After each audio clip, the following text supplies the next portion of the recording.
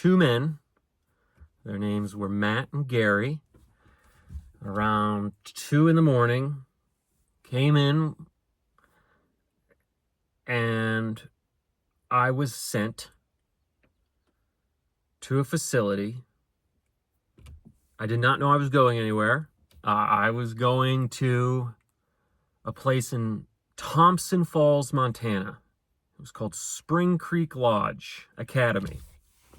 It was part of a broader youth facility. It wasn't a detention center. It was a kind of like behavioral rehabilitation organization. And so this was in 2003. And I've met many people who have been to these, and experiences vary. I know, first and foremost, I don't judge my family for sending me there. I was a delinquent. Now, I was just a kid, and I was lost. And so, my form of delinquency, I don't feel like anyone was getting hurt per se, but I was basically flunking out of high school. I was just forming an identity around criminality and all this stuff. So, and by going there, I ended up graduating. I was able to get off of that strange, immature track that I was on. So anyway, so I get there. Matt and Gary dropped me off. We drove all the way from Colorado to Montana. I had no idea where in Montana I was. So it kind of reminded me now, I've since of that M. Night Shyamalan movie, The Village, where there was just this like spot, this like empty area where people lived, and then there was like this wall of trees that you weren't supposed to go into. And there were, right out of the gate, I was very self-conscious about my image. I just was not a confident, I was just a kid. So when they shaved my head, I was like, this is catastrophic, and what else? And then uniform, head shaving, uniform. Yeah, and I think when you're a kid, you're trying to assimilate. And I mean, as soon as I got there, I was like, I'm screwed. Like, I wasn't a dumb kid. So I kind of knew, I was like, oh, this is what I'm doing now. I didn't disillusion myself by saying, like, I'm going to leave or what have you. Kids did run away. And I remember I was in the Dignity House. That was the name of the house that I lived in, Dignity. And there was, I think, courage, wisdom, I think serenity. I think they had, there were girls there too. So it was, and I ended up graduating high school from that facility. So I'm a high school graduate from Spring Creek Lodge Academy. It has since closed. It closed, I think, 2 years after I left.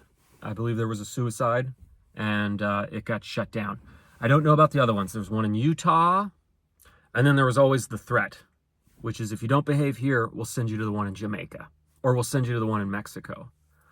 And so that was my first view into, you better like being in America because you have protection. And I would hear horror stories about how they would take a switch to kids. They would hit them with a stick in Jamaica. In Mexico, if you refuse to take your earring out, they would rip it out. And that was never going to be my tale. I was a delinquent, but again, I wasn't a psychopath. some of which I think some of the kids were. I can't commit to that. So walking in lines, we would go heel toe. So we would stand, my toes would touch the guy's heels in front of me, and the guy behind me, his toes would hit. So it was always this obnoxious thing. We'd get in line, and then we'd like kick each other in the back of the foot, and you'd be like, hey, what are you doing? I'm getting in line, and you had to look forward, right? So there was this militaristic element to it. Then you ate oatmeal. No sugar, no butter, no salt. I can't, well, you might have been able to have salt. No, I don't think so. I think it was no sugar, no salt, no butter until you get to the next level, which was fairly easy to get to, but that was the first upgrade. Like I said, immediately I knew, okay, I have to ride this out. Kids would run away. There was rumored to be some sort of railway, like a train track nearby. So we would hear it in the distance. And then kids would like try to run through the woods and find the train to like hop it. But it's like, you don't have any money.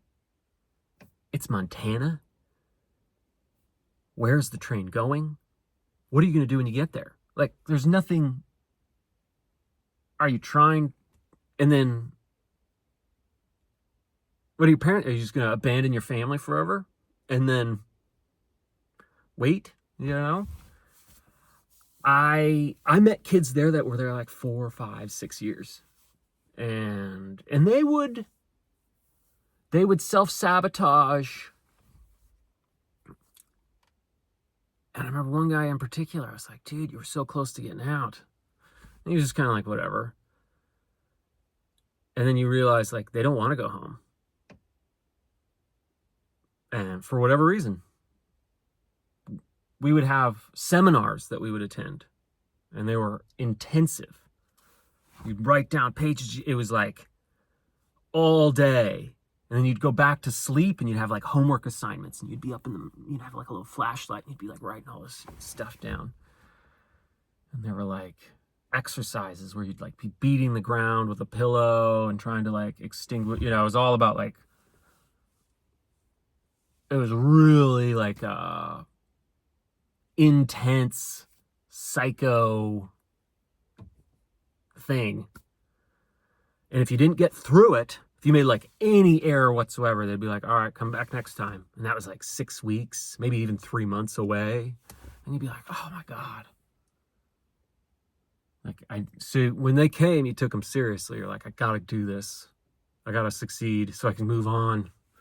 Right? There were 6 levels. I remember one time I was there was the cafeteria, and we always were supervised. Like, you would get in trouble if you weren't supervised. Like, it was your responsibility to be supervised. And then I remember one time I was in the back of the cafeteria. We were on cooking duty. Every so often, one house would get the cooking duty. And I was in the back of the cafeteria, and I remember it was snowing. It was gorgeous. It was just Montana, these giant flakes. I remember it vividly. But I turned around, I was like putting away rice or something, and I was all alone. And I thought, they forgot about me. Like, legitimately. Like, I think they may even just like would have left and gone back to the housing unit without me. Like, it was, normally we would do a count. And that was just like this. I remember breathing in and just experiencing freedom and thinking, like, oh, I could go. Like, I could go hide under a car or hide in a car of a staff. Maybe and then they would drive me out, So that was the only time that I ever thought I could pull it off. And I thought I could. But then what?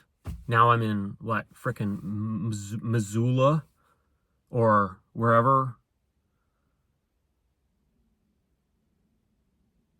And so that was interesting. And I don't know how I feel about these facilities. I know that they are difficult. I'm grateful that I avoided the majority of the path I was on, which was just a path of immaturity, confusion, while understanding it's not, it's a little out of sorts.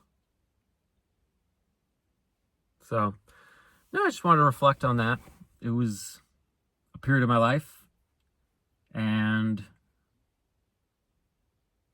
like I said, I've met people since. They're like, oh, I wasn't the one in Utah. I went to Jamaica, like, so. And I know some people had really bad experiences. I don't think outside of the kind of militaristic stuff, I didn't experience any form of like abuse or anything. Interesting experience.